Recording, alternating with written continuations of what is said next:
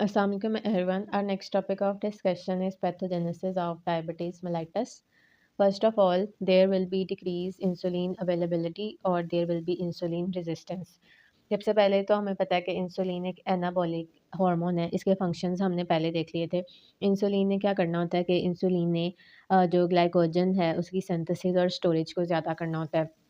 तो अगर इंसुलिन नहीं होगी तो ग्लाइकोजिनोलाइसिस ज़्यादा होगी, यानी ग्लाइकोजन की ब्रेकडाउन ज़्यादा होगी और ग्लूकोज की का लेवल ब्लड में ज़्यादा हो जाएगा। दूसरा, इसने क्या करना होता है, इंसुलिन ने ग्लूकोज ट्रांसपोर्ट ज़्यादा करनी होती है in adipose tissue and skeletal muscle. जब इंसुलिन नहीं होगी तो डिक्रीज टिश्यू ग्लूकोज अपटेक होगी और ब्लड में ग्लूकोज का लेवल इंक्रीज हो जाएगा। इसके अलावा इसने ग्लूकागोन की रिलीज़ भी कम करनी होती है। जब इंसुलिन नहीं होगी तो ग्लूकागोन की रिलीज़ ज़्यादा हो जाएगी और उसकी वजह से भी ग्लूकोज़ का लेवल ज़्यादा हो जाएगा, ग्लूकोनियोजेनेसिस ज़्यादा हो जाएगी। तो इन सारे प्रोसेसेस की वजह से ब्लड में ग्लूकोज़ का लेवल ज़्यादा हो जाएगा। There will be hyperglycaemia, blood में भी ग्लूकोज़ का लेवल ज़्यादा हो जाएगा and there will be glycosuria, यानी कि यूरिन में भी ग्लूकोज़ का लेवल इंक्रीज़ हो जाएगा। अब जब ऑब्वियसली जब ग्लूकोज़ का लेवल ज़्यादा होगा ब्लड में तो प्लाज़्मा की ऑस्मोलैरिटी इंक्रीज़ होगी। उसकी वजह से पेशेंट को थर्स्ट ज़्यादा लगेगी। Patient will present with पोलीडिप्सिया।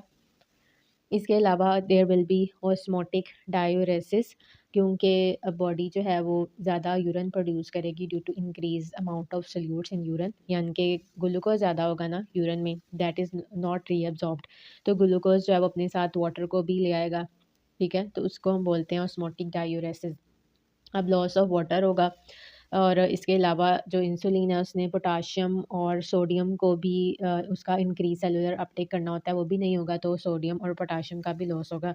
जब वाटर का लॉस होगा there patient with present with polyuria. इसके अलावा पेशेंट हाइपोवोलीमिया में भी जा सकता है। Patient will present with dehydration, circulatory failure हो सकता है, डिक्रीज टिश्यू परफ्यूजन हो सकती है। अगर इसको ना ट्रीट किया जाए तो patient can go into coma और shock and even death can occur. और ज़्यादातर ये चीज़ें हमें देखने को मिलती हैं इन hyperglycemic hyperosmotic state में, ठीक है? यानी कि हाइपर ऑस्मोलर भी स्टेट भी होती है इसमें और हाइपर ग्लाइसेमिक स्टेट भी होती है इसमें, ठीक है? तो hyper osmolar hyper glycaemic state में ये वाला प्रोसेस चल रहा होता है जो कि हमने आगे भी अभी देखना है। अगर हम इस साइड पे देखें तो हमें पता है कि इंसुलिन ने जो है वो लिपिड्स की जो लिपोलिसिस है वो कम करनी होती है इन एडिपोज टिश्यू और प्रोटीन सिंथेसिस ज़्यादा करनी होती है इन दी मसल्स। तो जब इंसुलिन नहीं होगी तो लिपिड्स की ब्रेकडाउन ज़्यादा होगी और प्रोटियोलाइसिस भी ज़्यादा होगी। जब प्रोटियोलाइसिस प्रोटीन्स की ब्रेकडाउन ज़्यादा होगी, मसल मास कम होगा, वेट लॉस होगा और जो वहाँ से अमाइनो एसिड्स रिलीज होंगे they will also be used for gluconeogenesis for the formation of glucose. तो इस तरह से भी ग्लूकोज का लेवल ज़्यादा हो जाएगा। जब लिपिड्स की ब्रेकडाउन ज़्यादा होगी तो प्लाज्मा में फ्री फैटी एसिड्स का लेवल ज़्यादा होगा। जब फ्री फैटी एसिड का लेवल ज़्यादा होगा तो लिवर में एक प्रोसेस होता है कीटोजेनेसिस, यानी कि जब जो डायबिटीज़ मेलाइटिस के पेशेंट्स हैं ना वो कार्बोहाइड्रेट्स कम कंज्यूम करते हैं, उनमें कार्बोहाइड्रेट्स का कैटाबॉलिज्म कम होता है, उनमें फैटी एसिड्स ज़्यादा प्रोड्यूस हो रहते हैं। तो जब कार्बोहाइड्रेट्स कम हों या फैटी एसिड्स ज़्यादा प्रोड्यूस हो रहे हों तो लिवर में एक प्रोसेस होता है जिसको हम बोलते हैं कीटोजेनेसिस, जिसकी वजह से जो फ्री फैटी एसिड्स हैं और अमाइनो एसिड जो होते हैं कीटोजेनिक अमाइनो एसिड्स हैं they are converted into ketone bodies, ठीक है? जो फैटी एसिड्स हैं they will be converted into ketone bodies और ब्लड में भी कीटोन बॉडीज़ का लेवल ज़्यादा होगा और यूरिन में भी ज़्यादा होगा, तो इसे हम बोलेंगे कीटोनीमिया एंड कीटोन्यूरिया। एंड इसकी वजह से क्या होगा, increase anion gap metabolic acidosis. It is very important concept and it is very important MCQ. अब इसमें क्या होता है, जो कीटोन बॉडीज़ है ना वो होती हैं एसिड्स, ठीक है? इसमें तीन एसिड्स होते हैं। एक होता है एसीटोन, दूसरा होता है एसीटोएसीटेट और तीसरा होता है बीटा हाइड्रोक्सी ब्यूटारेट। तो अब जब बॉडी में एसिड का लेवल ज़्यादा होगा ऑब्वियसली तो उसकी वजह से होगी मेटाबॉलिक एसिडोसिस और बाइकार्बोनेट का लॉस अगर हो या एसिड का प्रोडक्शन ज़्यादा हो या किडनीज जो है वो एक्सक्रीट ना कर पा रही हों एसिड को, तो उसको हम बोलते हैं मेटाबॉलिक एसिडोसिस, यानी किसी भी वजह से एसिड का लेवल इंक्रीज़ कर गया है। तो इसमें कीटोन बॉडीज़ का लेवल जो है वो इंक्रीज़ कर गया है, तो इसमें इसकी वजह से हम इसको बोल रहे हैं मेटाबॉलिक एसिडोसिस। अब इसमें एक चीज़ है एनाइन गैप। एनाइन गैप हम किस तरह से कैलकुलेट करते हैं? Anion gap is the difference of measured cations and measured anions, यानी मेजर्ड केटाइन केटाइंस हम ले लेते हैं sodium and potassium in the blood, और इसमें से हम माइनस कर लेते हैं मेजर्ड एनाइंस क्लोराइड और साथ में बाइकार्बोनेट। ठीक है, तो इनका जो हम सम निकालते हैं वो ऑलमोस्ट 10 to 12 आता है मिली इक्विवेलेंट पर लीटर, ये नॉर्मल होता है। ठीक है, ये मेजर्ड केटाइंस हैं और ये मेजर्ड एनाइंस हैं। ठीक है, इन दोनों का हमने डिफरेंस लेना होता है, तो ये एनाइन गैप होता है।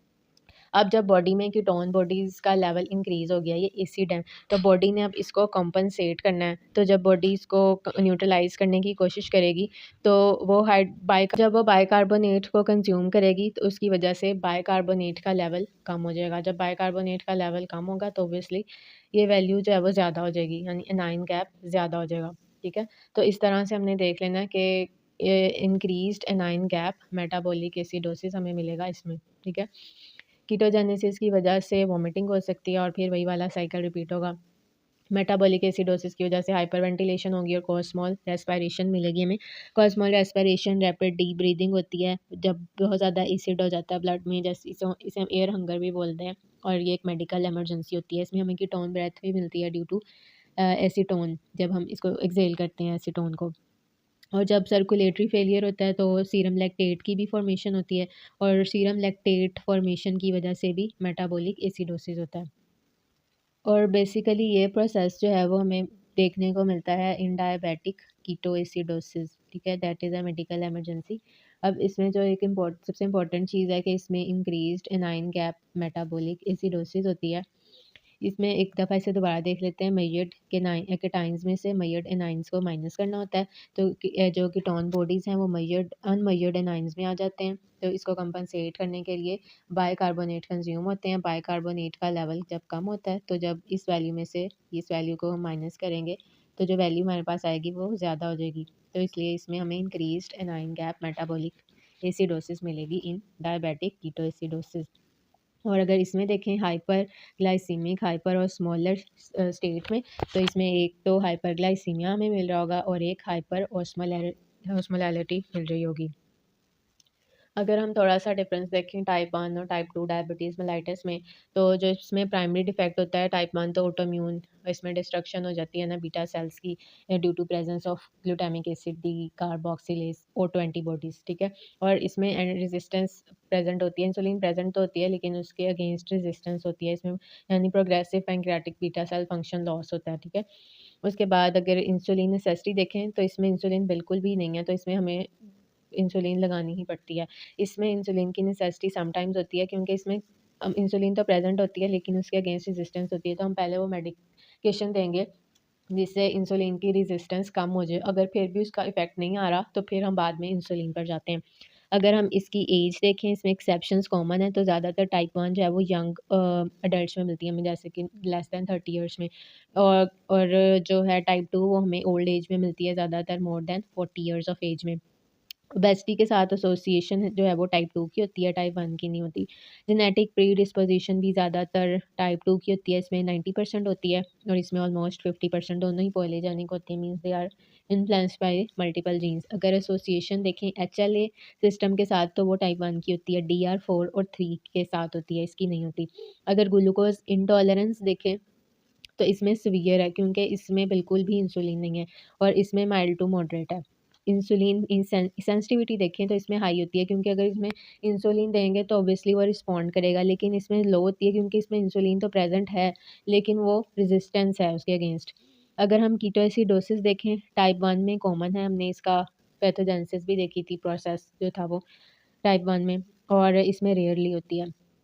उसके बाद बीटा सेल नंबर इसमें कम होते हैं क्योंकि उनकी ऑटोइम्यून डिस्ट्रक्शन हो जाती है, और इसमें जो बीटा सेल नंबर है वो वेरिएबल होता है और उनमें अमाइलाइड डिपॉजिट्स होते हैं that are abnormal protein clumps that build up in the organs and tissues that cause damage.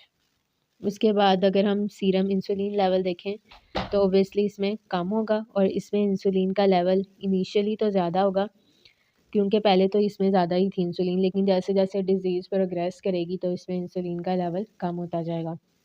उसके बाद क्लासिक सिम्पटम्स जो हैं पॉलीयूरिया, पॉलीडिप्सिया, पॉलीफेजिया और वेट लॉस इसमें कॉमन होते हैं, जबकि इसमें समटाइम्स दे आर प्रेज़ेंट लेकिन इतने कॉमन नहीं है। हिस्टोलॉजी में इसमें आइलेट ल्यूकोसाइट इन्फिल्ट्रेशन मिलती है because there is invasion of pancreatic islets by the WBCs, क्योंकि जो इम्यून सिस्टम है वो मिस्टेकनली अटैक कर देता है और डिस्ट्रॉय करता है बीटा सेल्स को, जैसे कि ऑटो इम्यून रिएक्शंस में, ऑटो इम्यून डिजीज़ में होता है। और अगर हम टाइप 2 की बात करें तो इसमें amyloid islet amyloid polypeptide deposits मिलते हैं। ये जो है islet amyloid polypeptide deposit polypeptide एक हार्मोन होता है that is produced by the pancreas, और ये एग्रीगेट कर जाता है into the toxic fibrils in type 2 diabetes mellitus.